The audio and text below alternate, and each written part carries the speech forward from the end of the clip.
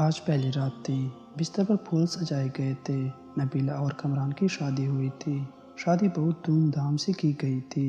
Nabila bed پر بیٹھی تھی۔ Camera مین تصاویریں بنا رہا تھا۔ وہ کبھی دائیں سر کر رہی تھی، کبھی بائیں طرف۔ سب لوگ نئے تھے، ہر چہرہ اجنبی تھا۔ کمران پاس بیٹھا تھا۔ سب محلے والے دلہن دیکھنے آئے ہوئے تھے۔ نبیلہ نظریں جھکائے بیٹھی ہوئی تھی۔ رات کے 12 بج چکے تھے۔ وہ بہت تھک چکی تھی۔ بھوک سے برا حال تھا۔ سب چلے گئے۔ دروازہ بند ہوا۔ کمران نبیلہ کے پاس بیٹھا۔ آپ ایسا کریں، چینج کر لیں، تھک گئی ہوں گی۔ نبیلہ نے ڈریس چینج کیا۔ بھوک سے اس کی حالت غیر ہو رہی تھی، لیکن کیا کر سکتی تھی؟ کمران کو اس کی تھکن سے کیا واسطہ تھا؟ وہ محبت بھری بات تھی، کہاں کرنا چاہتا تھا؟ نبیلہ پر اپنی مردانگی کا روپ ڈالتے ہوئے بولا، دیکھو، مجھے تماشے اچھے نہیں لگتے۔ میری باتیں کان کھول کر سن لو۔ میں بار بار یہ باتیں نہیں بولوں گا۔ گھر کے سارے کام تمہارا ذمہ ہے، کھانا بنانے سے لے کر جھاڑو صفائی تک۔ سن رہی ہو نا؟ نبیلہ نے ہاں میں سر ہلایا۔ نبیلہ سوچ رہی تھی، کوئی گفٹ دے گا، کوئی محبت بھری باتیں کرے گا، لیکن اس کو نبیلہ سے کام کروانے کی فکر تھی۔ شادی کے دن گزر گئے۔ ہاتھ میں جھاڑو، مقدر میں کچن لکھ دیا۔ نبیلہ کی جٹانی ان کے رشتہ دار تھے، لیکن یہ غیروں سے بیاہ کر گئی تھی۔ نبیلہ کھانا بنانا، صاف صفائی کرنا، کپڑے برتن، سب کام جب تک کر ٹوٹ جاتی تو رات کو شوہر کے نخرے اٹھانا۔ کمران بہت روکے ہوئے لہجے میں بات کرتا تھا نبیلہ سے۔ رات ڈنر ہوا، اپنے کمرے میں چلے گئے۔ نبیلہ کمران کے پاس بیٹھ گئی۔ کمران، شادی کو 3 مہینے گزر گئے ہیں، آپ مجھے کہیں گھمانے لے کر نہیں گئے ہیں۔ کمران حیرت سے دیکھ رہا تھا نبیلہ کی طرف۔ نبیلہ، گھمانے مطلب کہاں جانا ہے تم نے؟ اس نے اتنے روکے ہوئے لہجے میں پوچھا کہ نبیلہ سہم سی گئی۔ کمران، آپ کیوں اتنے غصے سے بات کرتے ہیں مجھ سے؟ کمران ٹی وی دیکھتے ہوئے بولا، نبیلہ جاؤ، میرے کپڑے استری کرو، دماغ نہ خراب کرو یار، میں سارا دن کا تھکا ہوا ہوں۔ نبیلہ پیروں کی طرف بیٹھ گئی۔ اچھا چلیں، آپ لیٹ جائیں، میں آپ کو دبا دیتی ہوں۔ نبیلہ کمران کے پاؤں دبانے لگی۔ کمران سو گیا تھا۔ وہ کمران کے پیروں کو اپنے گود میں رکھ کر سوچ رہی تھی، کمران، میں نے شادی سے پہلے بہت دکھ دیکھے ہیں۔ مجھے محبت چاہیے، آپ کا ساتھ چاہیے۔ آپ کیوں میری آنکھوں سے میرا درد نہیں سمجھ پاتے؟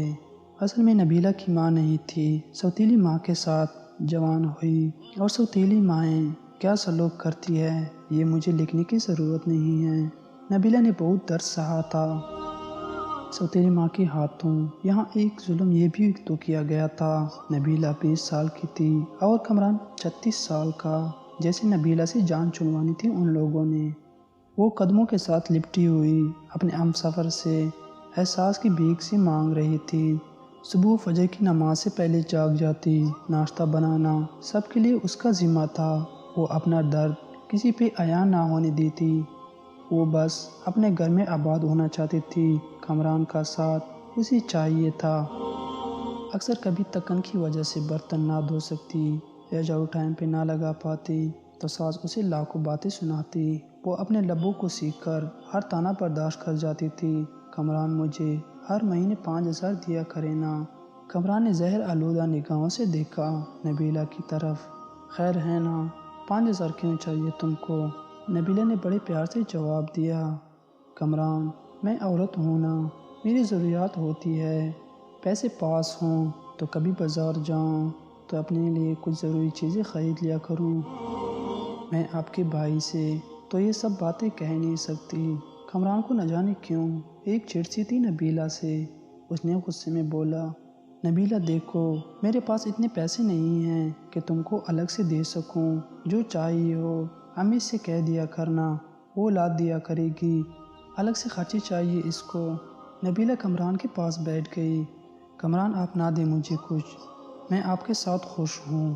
بس آپ مجھ سے پیار سے بات کر لیا کرے، مجھے پیار سے آواز دیا کرے، میرا نام پیار سے پکارا کرے۔